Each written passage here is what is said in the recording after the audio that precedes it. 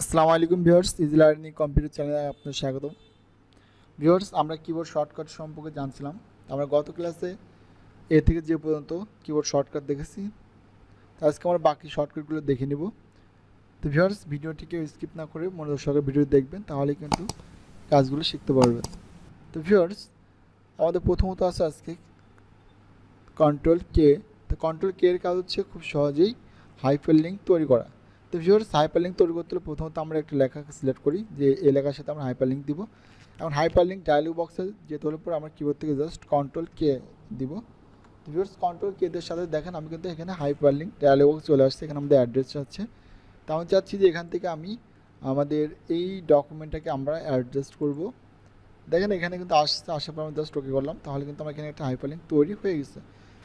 তো এখন এই হাইপার লিঙ্কে আপনি কীভাবে প্রবেশ করবেন সেটা এখন আমরা দেখব। তো ভিউয়ার্স, হাইপার লিঙ্কে যেতে হলে পরে আপনাকে কিবোর্ড থেকে কন্ট্রোল চেপে ধরে মাউস লেফটে চাপবেন। চাপ দিলে পরে কিন্তু আপনি দেখেন আপনি কিবোর্ড শর্টকাটের মাধ্যমে কিন্তু হাইপার লিঙ্কে চলে আসতে পারছেন। তো ভিউয়ার্স, এরকমভাবে কিন্তু আপনি হাইপার লিঙ্কের সাথে আপনার প্রয়োজনীয় কোনো ডকুমেন্ট আপনি অ্যাড করতে পারবেন। তো ভিউয়ার্স, এরপর আমরা যেটা দেখব সেটা হচ্ছে কন্ট্রোল এল। তো ভিউয়ার্স, কন্ট্রোল এল এর কাজ হচ্ছে লেখাগুলোকে একবারে বাম পাশে নিয়ে আসে। দেখেন আমি লেখাগুলোকে সাপোজ আমি এই ডান দিকে নিয়ে এসেছি, তা আমি চাচ্ছি লেখাগুলোকে আমি একবারে বামে নিয়ে আসবো। তাহলে কন্ট্রোল এল এর কাজ হচ্ছে লেখাগুলোকে বামে একবারে চাপাই নিয়ে আসা। এরপর ভিউয়ার্স যেটা আছে কন্ট্রোল এম।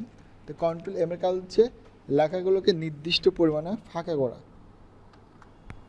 তো ভিউয়ার্স, আপনি একটু দেখে নেবেন বিষয়টি। এরপর আছে কন্ট্রোল এন।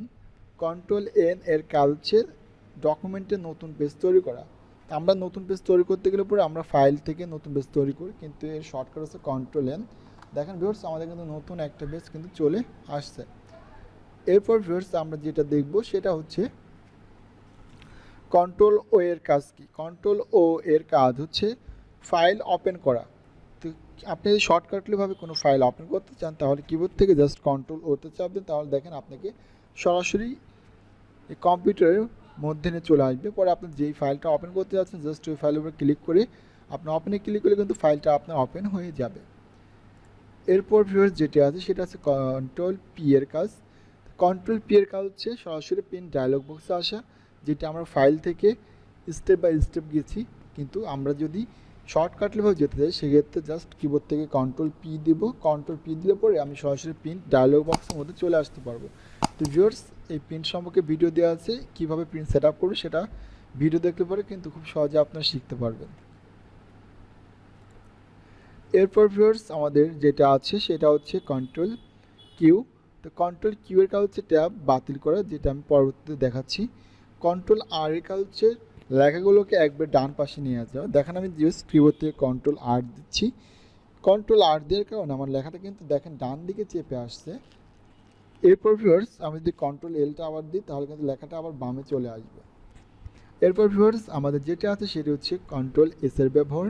তো কন্ট্রোল এস এর কাজ হচ্ছে ফাইল সেভ করা, যেটা আমরা ফাইল বা অফিস বাটন থেকে সেভ করেছি। তো এখন আমরা শর্টকাটলিভাবে করতে চাইলে পরে কিবোর্ড থেকে জাস্ট কন্ট্রোল এস ইউজ করব।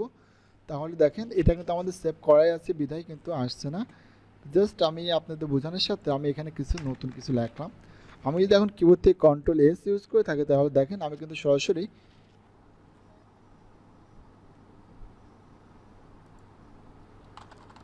কিবোর্ড থেকে কন্ট্রোল এস দিলাম, তাহলে দেখেন আমি সরাসরি কিন্তু সেভ ডায়লগ বক্সে কিন্তু চলে আসছে। তো ভিউয়ার্স, এরকমভাবে খুব সহজে কিন্তু আপনি সেভ ডায়লগ বক্সে আসতে পারবেন। আর বাকিগুলো কেন আসেনি, কারণ বাকিগুলো আমাদের অলরেডি স্পেস সেভ করা আছে। এরপর ভিউয়ার্স, আমরা যেটা দেখব সেটা হচ্ছে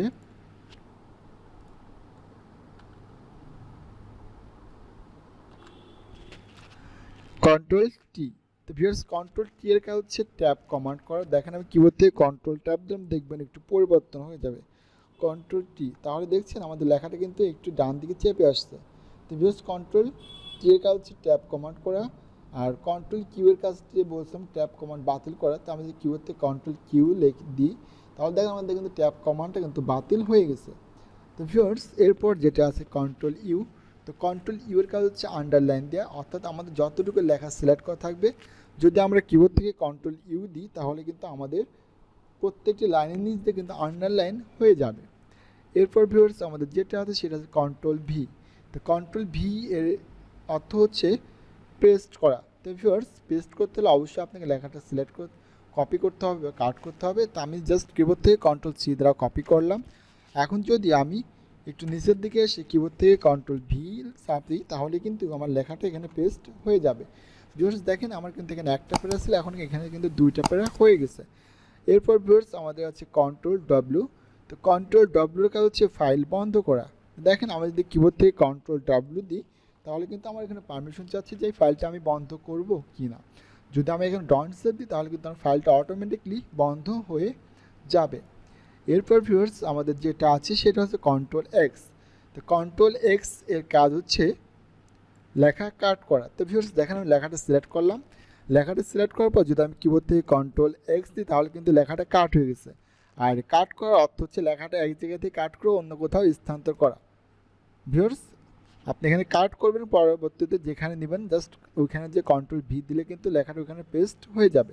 এরপর ভিউয়ার্স আমাদের যেটা আছে সেটা হচ্ছে কন্ট্রোল ওয়াই। তো কন্ট্রোল ওয়াই এর কাজ হচ্ছে লেখা সিলেক্ট করে লেখা বাদ দেওয়া, অর্থাৎ রিডো টাইপিং। কন্ট্রোল ওয়াই এর কাজ হচ্ছে রিডো টাইপিং। রিডো টাইপিং মানে কি দেখেন আমি আপনাকে জাস্ট একটু বোঝাই। আমি এখান থেকে লেখাটাকে সিলেক্ট করলাম, লেখাটাকে সিলেক্ট করার পর আমি কিবোর্ড থেকে এটা ডিলিট করে দিলাম। ভিউয়ার্স ডিলিট করে দেওয়ার পরে আমি চাচ্ছি লেখাটা আমি আবার ফিরে নিয়ে আসবো, এই জন্য কিবোর্ড থেকে দিব হচ্ছে কন্ট্রোল জেড। তো কন্ট্রোল জেডের কাজ হচ্ছে লেখাকে আনডো করা। তো আমরা কন্ট্রোল জেড দিলাম, লেখাটা আমাদের এটা ফিরে আসছে। এখন আমি চাচ্ছি যে এই যে লেখাটা আমি ফিরে নিয়ে এসেছি এটা আমি আবার ডিলিট করে দেবো। সেক্ষেত্রে আপনি কিবোর্ড থেকে জাস্ট কন্ট্রোল ওয়াই দিবেন, তার মানে এটা হচ্ছে রিডো টাইপিং, এটা আবার ডিলিট হয়ে যাবে। এই হচ্ছে ভিউয়ার্স কন্ট্রোল ওয়াই এর কাজ, অর্থাৎ কন্ট্রোল ওয়াই এর কাজ হচ্ছে রিডো টাইপিং। এরপর ভিউয়ার্স আমাদের যেটা আছে সেটা হচ্ছে কন্ট্রোল F4। কন্ট্রোল F4 এর কাজ হচ্ছে ফাইল ক্লোজ করা। আমি যদি কন্ট্রোল F4 দিই অর্থাৎ ফাংশন কি F4 যদি আমি দিই তাহলে দেখেন এখানে কিন্তু আমাকে ফাইল ক্লোজ করার পারমিশন চাচ্ছে। আমি যদি ডন্ট সেভ করি তাহলে কিন্তু এটা আমার ফাইলটা ক্লোজ হয়ে যাবে। এরপর ভিউয়ার্স একদম last keyboard shortcut F5। F5 অর্থাৎ ফাংশন কি F5 এর কাজ হচ্ছে রিফ্রেশ করা। আমি এখান থেকে জাস্ট সবগুলো ক্লোজ করে দিচ্ছি কন্ট্রোল F4 এর সাহায্যে। Don't save, don't save.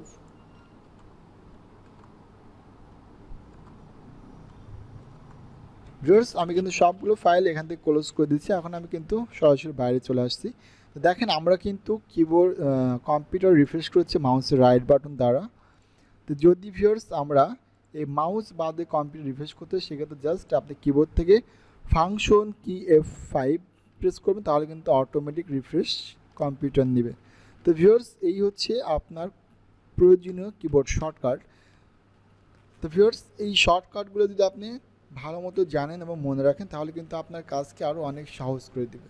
তো ভিউয়ার্স আশা করি যে আজকে ভিডিওটি দেখে আপনি উপকৃত হয়েছেন।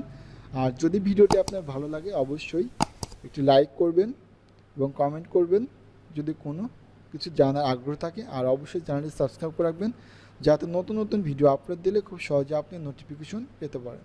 তো ভিউয়ার্স আজ এই পর্যন্তই, সবাই ভালো থাকবেন, সুস্থ থাকবেন।